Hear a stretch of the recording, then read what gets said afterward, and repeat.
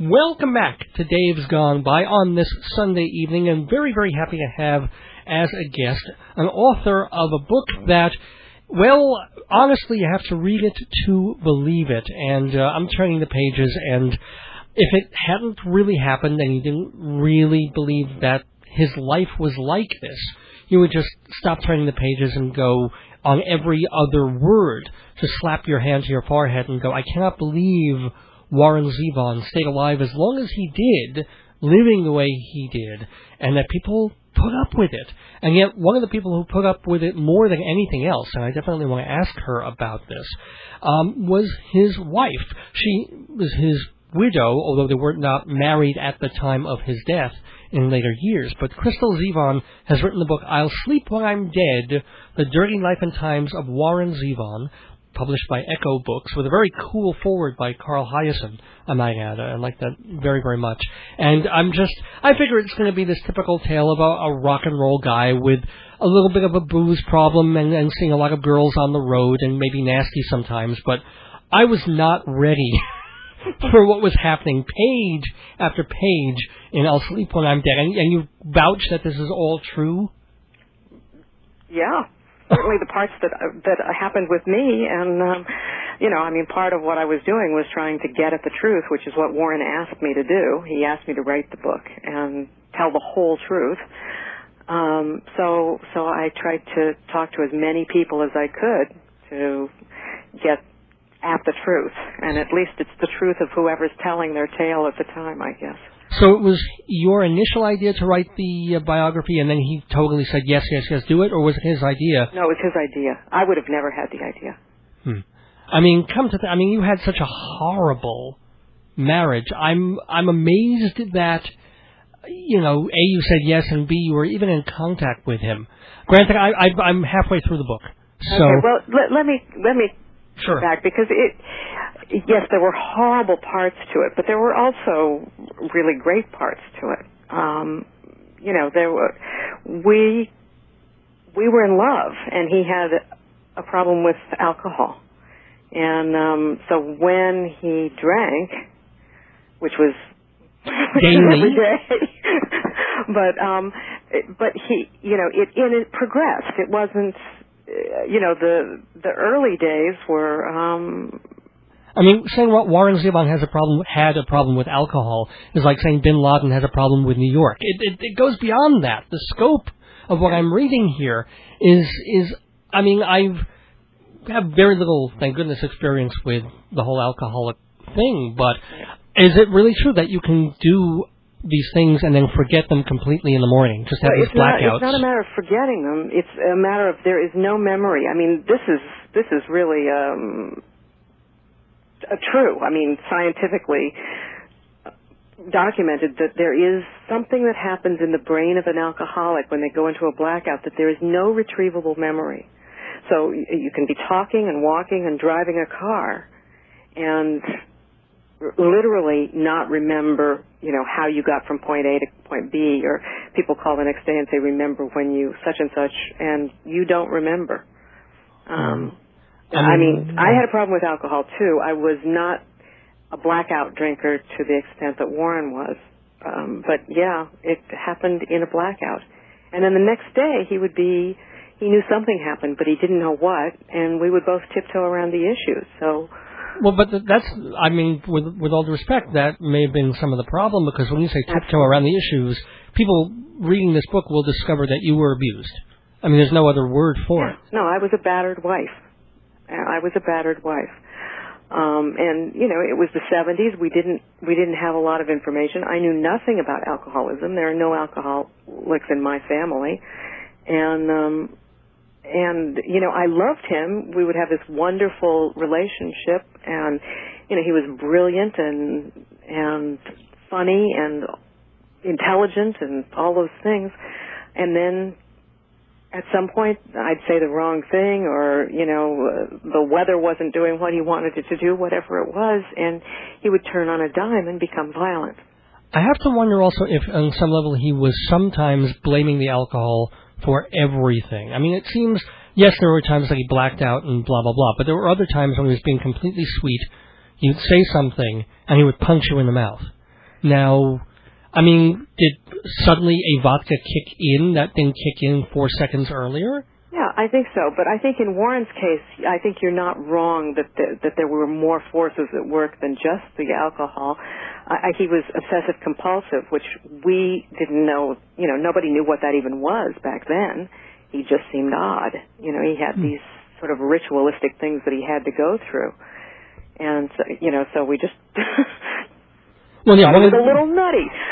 Well, one of the things that's in the book, you quote very much from his diary, and even the little things from the most, like, had lunch here, and I took this Darvon here, and you know, had a good meeting with my kid. And then there was one time when he goes to a doctor, and the doctor says, "Good news, you're not psychotic, but you have an alcohol problem."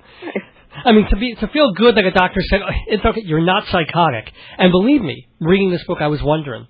I thought maybe that also lay in there somewhere, that he had a certain level of psychosis going on. But let's roll it back. I mean, I sort of jumped right into the center of things without setting up any of it, because you know, it was the late 60s, it was the early 70s. Everything was kind of wild and crazy. So you were dating with guitarist Waddy Wachtel. Right. When you guys first met. And was he still with Thule?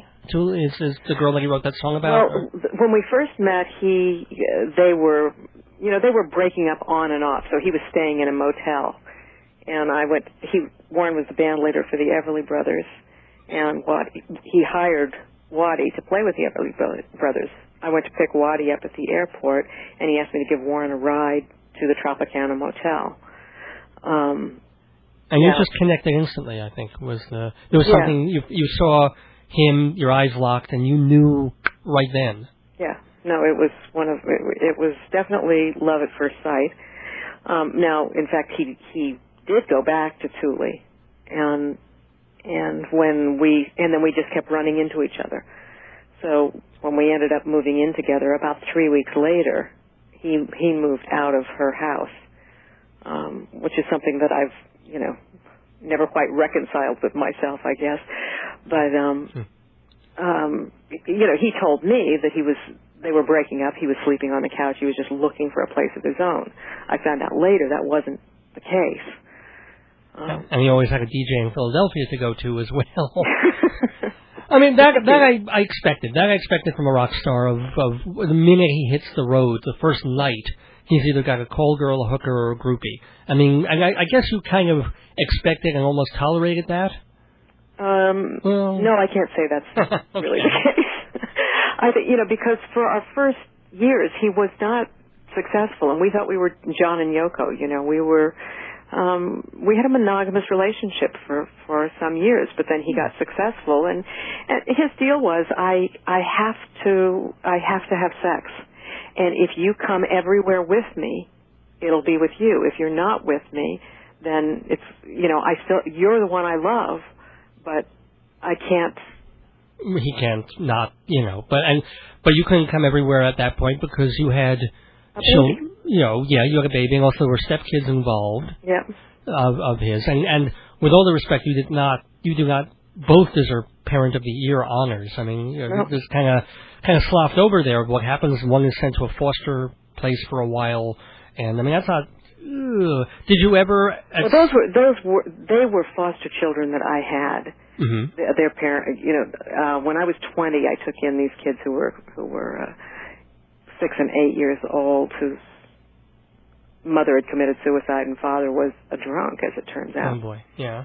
And they had no place to go, and so they did end up in other foster homes. They had serious problems when they came to live with me. So I just to clear that up. Okay, I mean, so in other words, they came in with baggage, yeah. and they went to the wrong place to have baggage. Exactly. And then, of course, then the daughter growing up had some issues, certainly with her father. You know, it's kind of heartbreaking of some of the things of just not being noticed by him, even when he's in a good mood and he's trying to impress you with a song or do something, and she just didn't even, you know, where was he for those years when she was growing up? Yeah. It's a heavy thing. But let's go to some of the happier stuff. Yeah, okay. We can get to the ugly stuff again. But God, all my questions are so negative now that I'm looking at them. Because just the more I was reading the book, I was like, oh, dear God, why didn't she...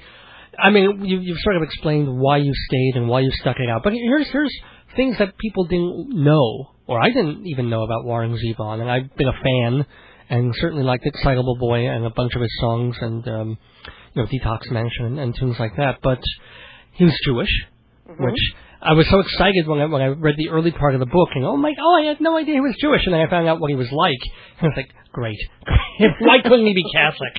Why do you have to be one of us? Well, his mother was Mormon, so All right, and his father was a Jewish gangster, nonetheless. Yes, that's kind of interesting. You met his parents frequently.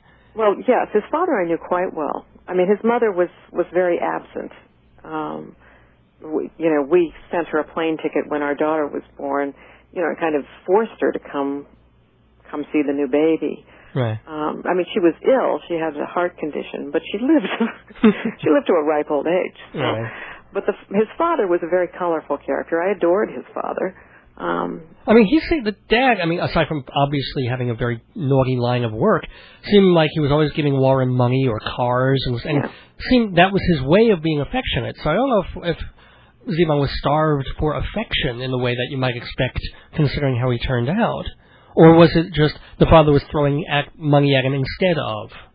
Well, I don't think his father knew how to give him that kind of affection. I think that was his way of showing him affection. He was a gruff guy. He was a gangster.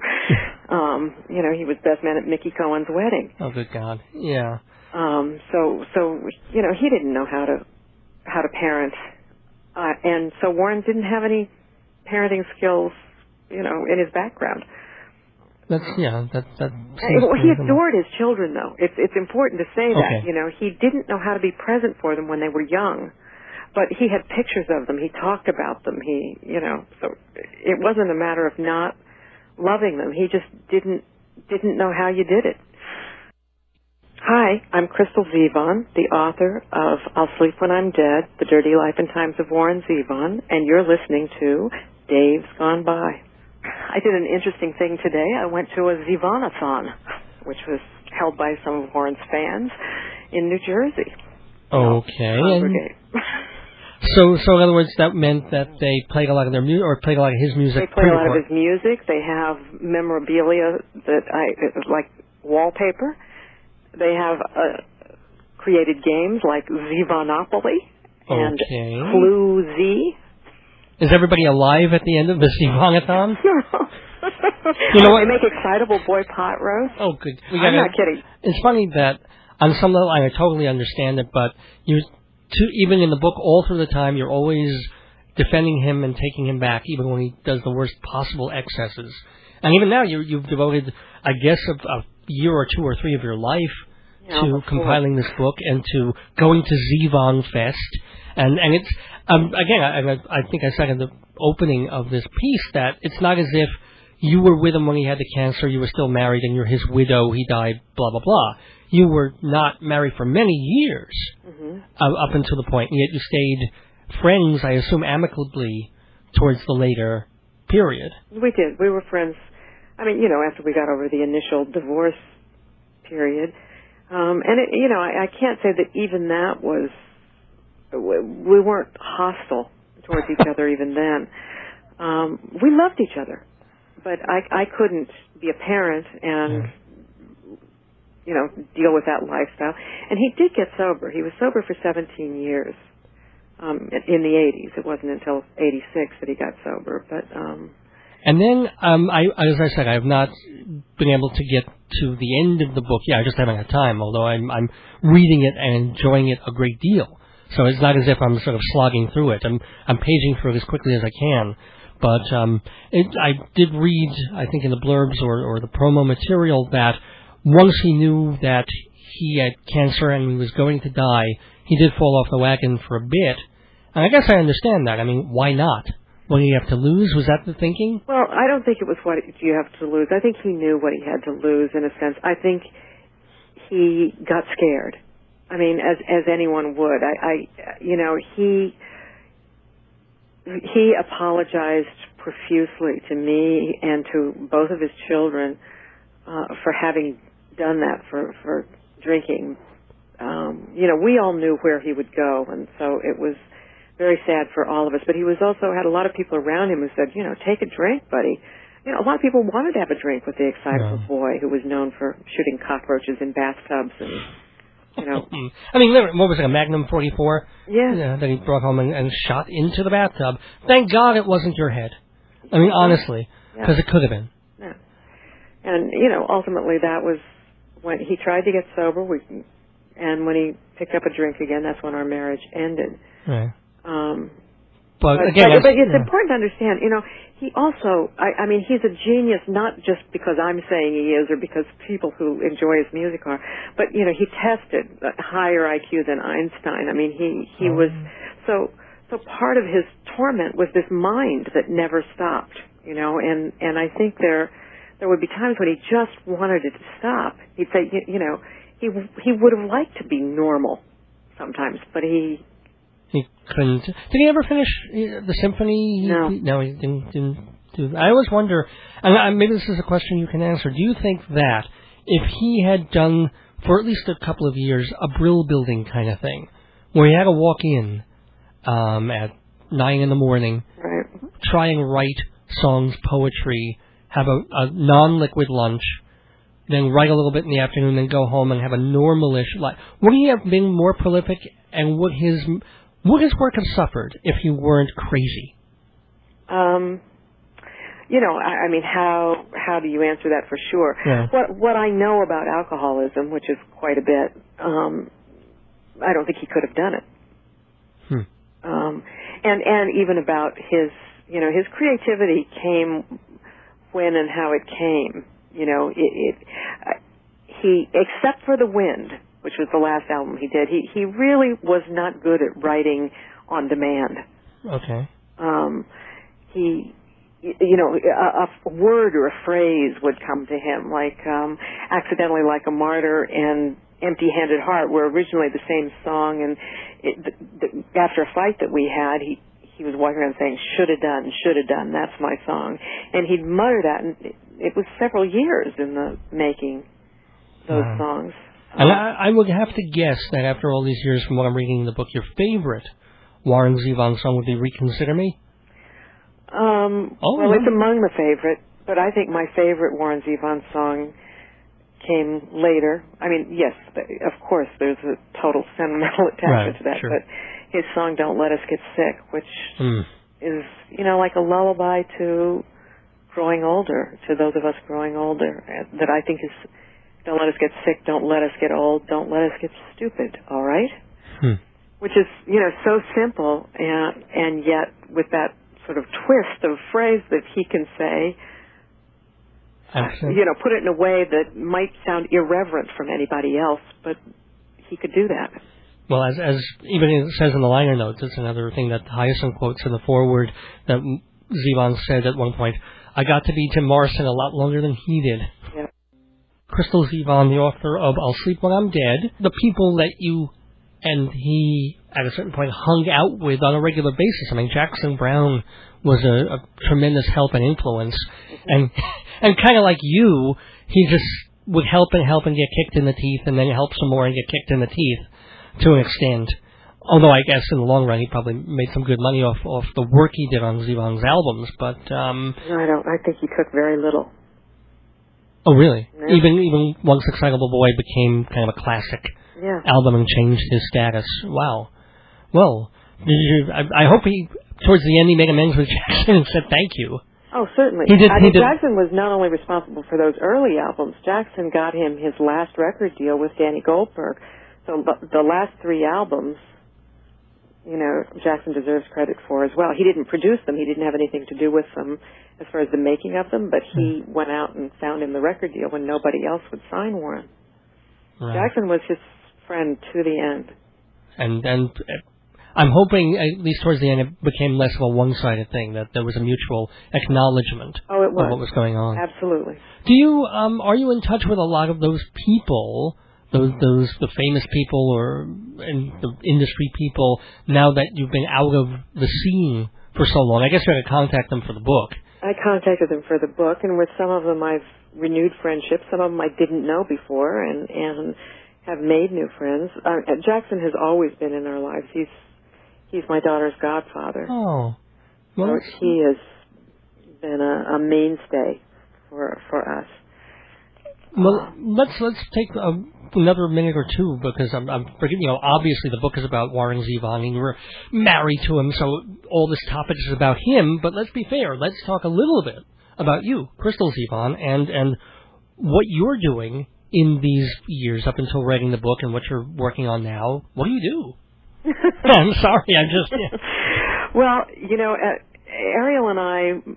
Your daughter. My daughter moved to Paris. When she was 5 years old. And I lived there over a period of 15 years, spent 10 years there. I wanted to give her a life that was kind of away from Hollywood and the music scene and so on. So I taught English. I also am a alcohol and drug counselor. I've worked a lot with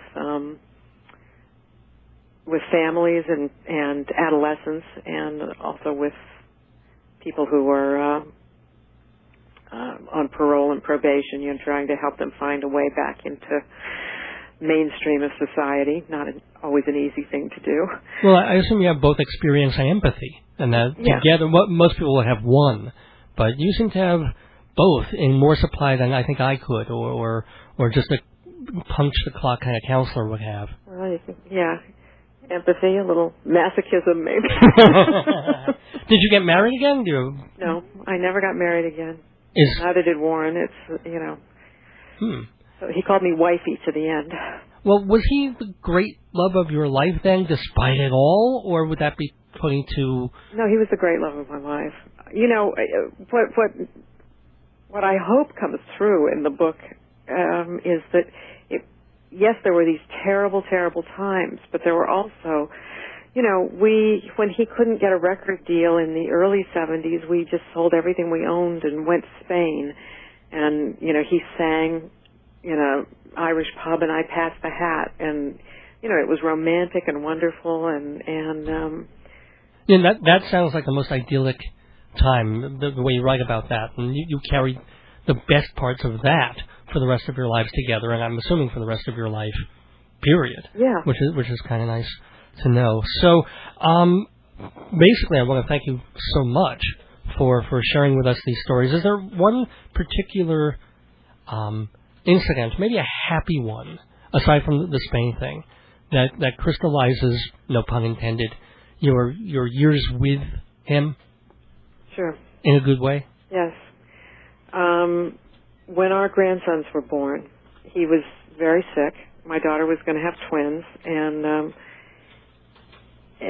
he died about 2 months after this. But no one advised him to come to the hospital. We thought he shouldn't do it, but he got a motel room across the street and came to the hospital. And after the babies were born, we're in the recovery room with the family, taking pictures, tears, and everything. And he tugged at my sleeve.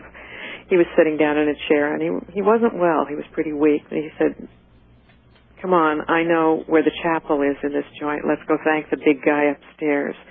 Huh. And we went up to the chapel, and it was closed. It was locked, but there was a bench, a pew, sitting out in front of it. And, he said, "Let's sit down." And, we held hands, and we're just quiet, kind of a little teary-eyed and sentimental. And then he put his arms around me and kissed me. And then he said, and this is a line that came from a song he'd written when we were in Spain called "Old Girl," about us growing old and sitting on the front porch. He never did it because we broke up. But anyway, he said, "Well, we made it to the front porch, didn't we, old girl?" And that was, for me, that was our moment. I mean, we saw each other again after that, and But that was the one that you will take with you, and the closure moment. And in the end, I want to say that what became most important to him after he finished that last album was to be there for the birth of those boys, and to just really, that was he wanted to make up for the absent years, or I think he died well. Well, I certainly hope more than anything that you live a longer and happier life, and that the kids are doing fine, and that the book sells well. I should also remind people that it's Crystal Zevon's book, I'll Sleep When I'm Dead, The Dirty Life and Times of Warren Zevon, available from Echo Books. I'm assuming you can get it pretty much everywhere. Yep. And I want to thank you very, very much, and we'll obviously go out with some Warren music. Is there a song you want to recommend to kind of pull us out here? Well, I like Don't Let Us Get Sick. You but there are a lot. You probably want to do something like Werewolves.